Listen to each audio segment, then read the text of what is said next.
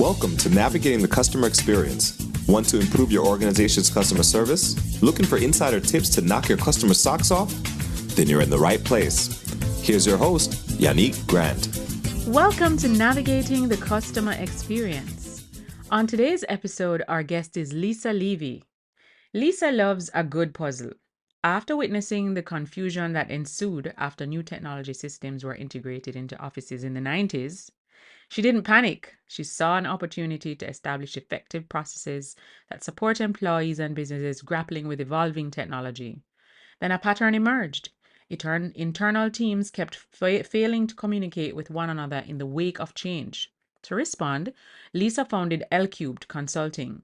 As CEO of Lcubed, Lisa helps companies align people, processes, and technology to utilize agility as a strategic advantage and acknowledge change in a business constant. Her secret sauce to success is leveraging key elements of project management, process performance management, internal controls, and organizational change management to build teams with the skills and capabilities to drive strategic results. Lisa is the #1 best-selling author of Future Proofing Cubed, a book she created to share her insights on productivity, profitability, and process refinement in business. Lisa's goal is to prepare her clients with the skills, capabilities, and self-reliance they need to thrive in the future without Lcubed's guidance. With this notion, she has broken the typical consulting model. Lisa holds her Bachelor of Science in Electronic Media Management from Northern Arizona University. She is a project management professional and Lean Six Sigma Master Black Belt. Lisa enjoys spending free time with her family and Basset Hounds. So without further delay, sit back, plug your earphones in, and let's jump right into this conversation with Lisa. Welcome, Lisa. Thank you so much for having me on the show today. Awesome. Now, we always like to give our guests an opportunity to share in their own words a little bit about how they got to where they are today. So I know that we spoke, your bio kind of gives a pretty good summary of how it is that you got to where you are today. But we like to hear in your own words how did you arrive on this journey? How did you get to where you are today? Could you share that with our audience? Absolutely, because the journey really is the story, right? It's what matters in our personal lives, our professional lives. And I am an accidental entrepreneur. I left college with the desire to find safety and security in a corporate job. I was looking for a place where I would go to work, I would have paid vacation time, would have bonuses, I would have things that seemed like they would give security. And those were important to me because my parents were entrepreneurs. And that journey isn't always a smooth one. And so I wanted something that I perceived at the time to be easier and to be safer. 15 years into that journey, I realized it was the early 2000s, and actually things were a little difficult. And it was in 2008 and 2009, I was working for a startup. It was my dream job. It was everything I had hoped that it was going to be. I was building a project management team. We were growing and scaling and going to do amazing things until I looked around and realized that every executive leader had built a fiefdom of external consultants who were coaching and guiding and advising them on how to protect their fiefdoms. And none of them were working with each other. And it was not safe and it was not secure. And the economy tanked. And I looked around and said, oh my gosh, I can do something better. And in that moment, I became an entrepreneur and started a business. It's 14 years later. It has not been seamless. It has not been without obstacles and challenges, but it's been fantastic because I'm the one designing the journey. Mhm. And the bumps in the road are learning moments, and I wouldn't change anything. It's been great. All right, awesome. Thank you for sharing. Now, could you tell us a little bit about your company, Lcubed Consulting, and also your book? Absolutely. So Lcubed was born out of that frustration that I had watching consulting teams come into environments over my entire career and land and expand. And I would see that they were in these environments under the auspices of helping the client, but really what they were doing was growing their revenue stream. Mhm. And I find that somewhat abhorrent and counter to what consulting is supposed to be about. And I decided that I wanted to do things differently. I wanted to take all of the knowledge and the skills and the experience that I had built up in larger corporations, learning and understanding the impact of project management, process management, organizational change, and using all of those tools and capabilities to help my clients deliver better products and services for their clients while building self reliance so that I could take myself and my team eventually out of that equation. Mhm. I didn't want them to become dependent on me. The book Future Proofing Cubed takes our business model, what we call adaptive transformation, and sort of explains how we use all of those big best practices in a much more effective and efficient way so that companies can build those skills and capabilities without large investments in internal teams or large consulting groups. All right. Now, in an organization, as a consultant, I'm sure you'd know, there's some key things that a lot of companies still struggle with, having the right kind of synergy among the team. A lot of organizations struggle sometimes with recruitment, getting the right person and actually keeping them. And so, if you could share with our audience, maybe you could skew it down to a particular type of industry, but maybe 1 to 3 things that if you're really trying to run a successful business with the right people, what are 1 to 3 tips that you'd recommend, in terms of the culture and the environment needs to be existing for you to attract and keep the persons that you want? Absolutely. It may be an oversimplification, but I think that knowing what success in the environment looks like. With some of my smaller companies, we do work and we use Lencioni's idea of hungry, humble, and smart. That if you have an employee who has the ability, they're hungry, they want new opportunities, they want to learn, they want to grow, they want to make an impact. If they're humble and able to say, I don't know what I don't know, and they're smart, meaning that they can pick up and read a room and understand what's going on with internal and even with client engagements. If you have those three things, any technical capability can be taught. But if a person shows up hungry, humble, and smart, you can build a team of people who can do anything. All right, great. So I love those 3 points that you just brought across. So we've identified the 3 things that we want to ensure that the team member has. And as you mentioned, you can't teach any technical skill. I guess it kind of goes back to you really want to ensure you have persons with the right attitude versus aptitude because you can't train on attitude, right? Um, Right. but even getting further and deeper into that, our program is about navigating the customer experience, and the experience that the customer has is not just on the outside, but also on the inside. And I'm a firm believer that if you really want to have a strong customer experience, it starts from within. If it's strong internally, then it's quite easy for your employees to perpetuate and relive that externally with your actual clients that are paying. They're the reason why you're in business. And so, what has your experience been? We've just emerged out of the pandemic. Some countries are still, feeling somewhat of the effects of it. I mean, COVID is not completely gone. But what has been your experience with some of your clients and, wherever you are in which part of the world in terms of customer experience? Have you seen customers maybe be more demanding for service experiences or delivery? Are they putting down their foot to ensure they're getting a certain type of service? Or have you seen maybe a more relaxed type of customer? Like what has your experience been with your clients as well as, you as a customer yourself?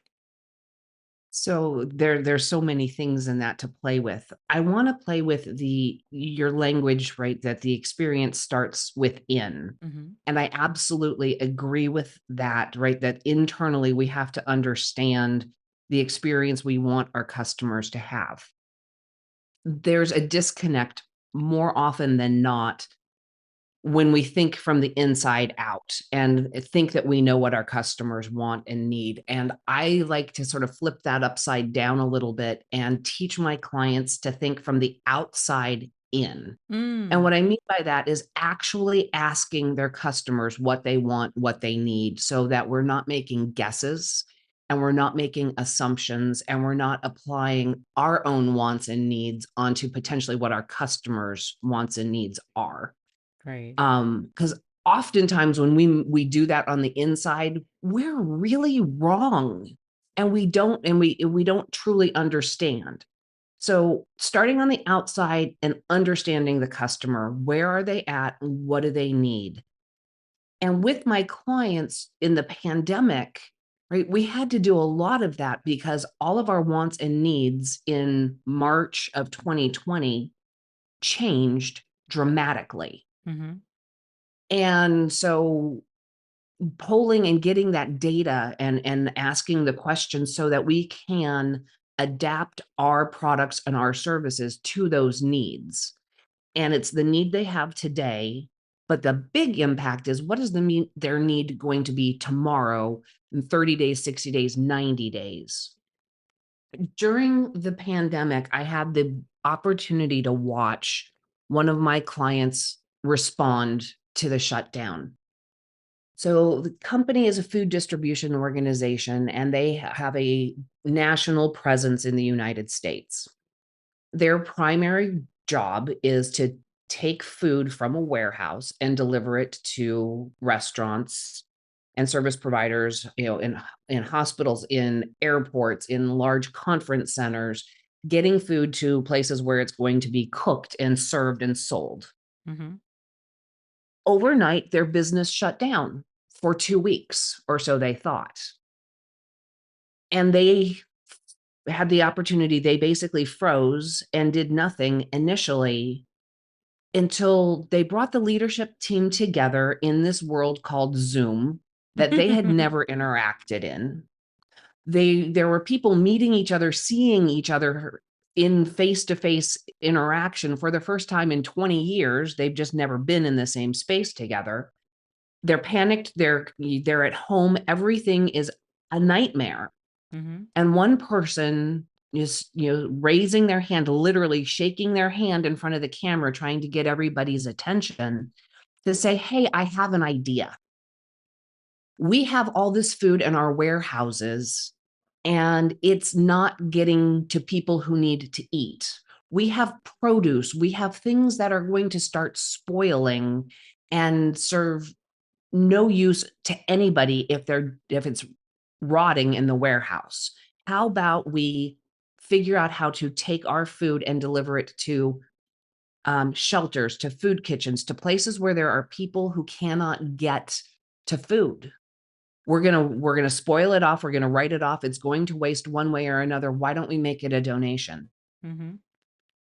And for the first 30 days of the pandemic, that national company donated food because their customers, people who need to eat, needed food. It had nothing to do with their bottom line. It had absolutely nothing to do with anything except doing the right thing. In that first interaction where one individual had an idea, they all thought about it, they experimented about how to make it actually happen. They learned how to innovate on the fly. And that's important because they were speaking to the customer's need. And for them, it wasn't their customer, it was their customer's customer, a hungry person. And they were solving a problem that did absolutely nothing to drive their business forward, except they did the right thing. What they learned from that was how to innovate and how to think outside of the box, think from the outside in, And as a leadership and management team today, they are still doing that on a quarterly basis and trying to evolve their business model in a way that it hasn't in 40 years. Wow. It is wow, right? Because they thought from the customer's perspective, wants and needs, they solved the problem. Yeah, We need to solve problems. indeed. And as you mentioned that, Lisa, that we need to solve problems, that's the primary reason why everyone is in business, you know? I remember when I started my company in 2009, it was because one of my greatest pet peeves was I thought service was just so poor. And I said, I'm going to stop complaining and I'm going to start being a part of the solution and try to help these organizations to improve on their service delivery. So when I go and have interactions, I can walk away with a better feeling than the one that I'm currently having, you know? So I think every business is solving a problem, whether you're selling a pencil or a fan, or you're servicing somebody's motor vehicle, or you're providing some innovative solution or product that's going to revolutionize, the industry for aviation or, whatever it is. I think all businesses are solving a problem for someone. And I think if we come, as you mentioned, from the outside in, to kind of understand where the customer is coming from and how can we ease their frustration, how can we make life easier for them, that we can definitely create a better experience, both internally and externally. Absolutely. All right. Um, so I would also like for you to share with our listeners, Lisa, what's the one tool, website, or app that you absolutely can't live without in your business? Oh, there are so many, but I'm going to go with the one that surprises me the most because I would never have imagined this. I cannot live without Canva. Yes, I would quite I agree. Oh my gosh, I would never in a million years have ever thought that I would use a marketing tool, a graphic design. Well, now it's kind of an everything tool, right? Presentations, video, audio, whatever. It does it all. I love it. It makes everything so much faster, so much easier. I am doing work for myself that I probably should be outsourcing, but it's kind of fun to do it and it looks really good. So yeah, I cannot live without Canva. Agreed. Canva has definitely revolutionized the industry, and it's made graphic designing not seem like, oh my goodness, I can't do this, because simple things that you'd have outsourced, as you mentioned, you can do on your own and they look pretty good. So, you're saving a few bucks there for sure. Saving a few bucks, saving a few minutes of time even, right? So you outsource it and things turn in, hopefully days, not weeks, but it's easy enough that a person who has no skills in graphic design can turn something out in minutes. Yeah, for sure. It's fabulous.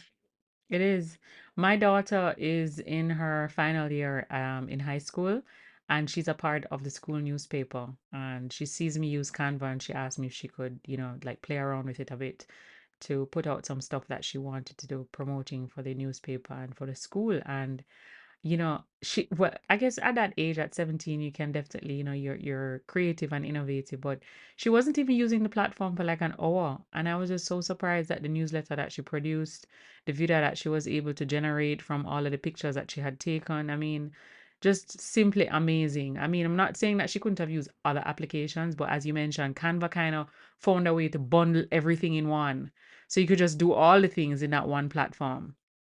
Oh, absolutely. And they made it easy for an end user who has no skills in those areas. Yeah, There are lots of applications out there and I'll use video editing as an example, but you have to be very, very, very skilled in the application to make it work properly.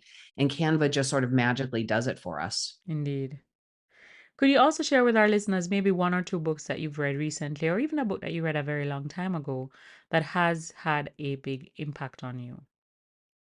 The number one book that always comes to my mind first and foremost is Crucial Conversations. As leaders and as people, we need to understand how to communicate effectively. And that one is just it's so foundational to everything that it affects your personal life, your business life. how we show up, how we support others. It's always kind of the first thing that pops to my mind. Right. Um, there's another book called Flip the Script. Mm-hmm. And as my business was growing and evolving, and off the top of my head, I can't think of the author's name. I apologize for that. But it's taking people who run and have their businesses, right? Sales is part of what we have to do, but we may or may not have ever been trained to be salespeople. And we may or may not even like the connotation of being a salesperson. And Flip the Script really did a lot in my mindset to help me understand that, selling is a byproduct of building good and effective relationships. And that is far more comfortable to me than the idea of going after and creating a sales pipeline and all of the technical things about what selling is, and reminding me that after now 14 years, I obviously must be able to close a deal or I wouldn't still be doing what I'm doing. And I don't have to have the traditional sales process to make it work because relationships are really where business comes from. Mm-hmm. Agreed. I like that statement you made. Sales is a byproduct of building effective relationships. That's really, really true. It So is great. And you said that you got that mindset or it shaped your mindset towards that from the book called Flip the Script, correct? correct. All right. Could you also share with our listeners, Lisa? Let's say we have listeners who are business owners and managers who feel that they have great products and services, but they lack the constantly motivated human capital. So the people are just not motivated. If you are sitting in a room with that person right now, what's the one piece of advice you would give them to have a successful business? That's there's a challenge in that question because if we have a room full of employees who aren't motivated, there is a very flippant part of my personality that wants to say, do you have the right people in the room to grow and scale your business? Mm-hmm. And that's a very scary question because if the answer is no, I don't, then what? So in the then what mindset, we need to understand what motivates our employees. And if we have really good people that have been with us and are no longer performing, do we understand what's changed in their world? Do they need a new opportunity internally within the organization in a different role? Have they lost the drive to contribute to this type of business? Do we need to help them find an opportunity outside of this business? Which is a scary thought, but sometimes the right one. And just because we're separating from a relationship doesn't mean that we're ending it poorly. And I, in my experience, have had several examples of times when I've taken employees, helped them find their next opportunity. They were so much more successful. My existing team was more successful, and we've maintained a relationship over time. Nice. So finding that alignment of, what's in it for me and why are they still there? And if they aren't being fulfilled, are there opportunities to train them, coach them, give them, right, the opportunity to make a change inside? Or is it that it's time for them to move onward and outward, and there's nothing wrong with that if that's the right choice. Mm-hmm. Love it. All right. I think that's one of the. I've asked this particular question. I don't ask it very often, but I've asked it a few times to started podcasting, and I must say your answer I really like. It's different. Most people didn't take it from the angle that you took it from, and I like the fact that you focused on the fact that maybe we just don't have the right people, and if so, even though it's scary, what can we do to make that Right. transition? Because that's the only way we're going to be able to have success, right? Absolutely, and the reality is, right, it's a little bit of everything, right? You're gonna have some people who probably need to move on, you're gonna have some people who probably need, upskilling, training, new opportunities. There's lots of different things, it's never gonna be just one thing, Mm-hmm. but taking on the scary one of, "Oh my gosh, I don't have the right people in the right roles," that's totally addressable. Yeah. All right. Now, could you also share with our listeners what's the one thing that's going on in your life right now that you're really excited about? Either something you're working on to develop yourself or your people. The one thing that I'm working on right now that's exciting for me is taking the stories that I have from my business and starting to share them as a keynote speaker and having the opportunity to inspire through some of my great foibles and some of the successes, right? But the very real journey that I've had over the last 14 years to help other emerging leaders, potential entrepreneurs, or business owners be able to, attribute and say, "Oh gosh, I've been there, done that," or, "Oh my God, thank you for sharing that story. I never want to have that experience." And that opportunity and sharing to, larger audiences, is really a lot of fun, and it's eye-opening for me to hear and get the response that something hit and it was meaningful. And hopefully, I'm sharing some golden nuggets along the way that will help them learn lessons from my mistakes rather than having to make them for themselves. Nice. All right. Okay, Lisa. So our listeners would have tapped into this episode and they're quite intrigued with what you're doing. They're quite intrigued with your organization, the book that you've written, Lcubed Consulting, and they would like to connect with you further. They'd like to possibly even reach out to you online. Where can they find you online? Online, I am available on LinkedIn. I am Lisa L. Levy. Mm-hmm. And the website, lisallevy.com, will take you into my speaking and the L-cubed world of the coaching and consulting. Awesome. And I imagine you take clients from all over the world, yes? Yes, absolutely. Brilliant. All right. Before we wrap our episodes up, we always like to give our guests an opportunity to share with us a quote or a saying that during times of adversity or challenge, you'll tend to revert to this quote. It kind of helps to get you back on track if for any reason you got derailed. Do you have one of those? There's a quote, and I'm going to butcher it, but it's a Hemingway quote that has been butchered by many, and so I'll continue to do it. But it takes from the idea that if we break something, if we break a bone in our body, when it heals, that spot on that bone is stronger than the original bone around it. And so when we're having difficult times, right, the purpose and the reason that it resonates for me, right, is that we can learn from our hardest moments. I like to think of everything as an experiment, and it's not about success or failure. It's about what we learn from the outcome of the experiment. And so all of those things are always kind of in my mind, whirling around in a not coherent fashion. The way that I'm talking right now is very much what's in my head. But it's about being willing to take the risk, do an experiment. If something breaks, it'll heal and it'll be stronger. And we don't really necessarily fail. We learn things so that we can make different choices the next time. And those are the things that drive me forward every day. All right. Awesome.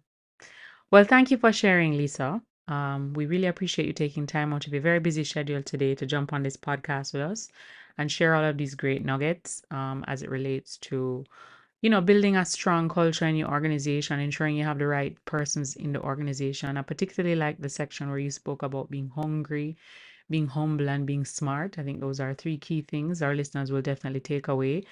And it was just really a pleasure having you in this conversation with us today. So thank you so much. The pleasure was all mine. Thank you. Just want to remind our listeners, if you'd like to join our private Facebook group, it's Navigating the Customer Experience Community, and feel free to follow us on Twitter at NavigatingCX. Until next time, I'm your host, Yannick Grant.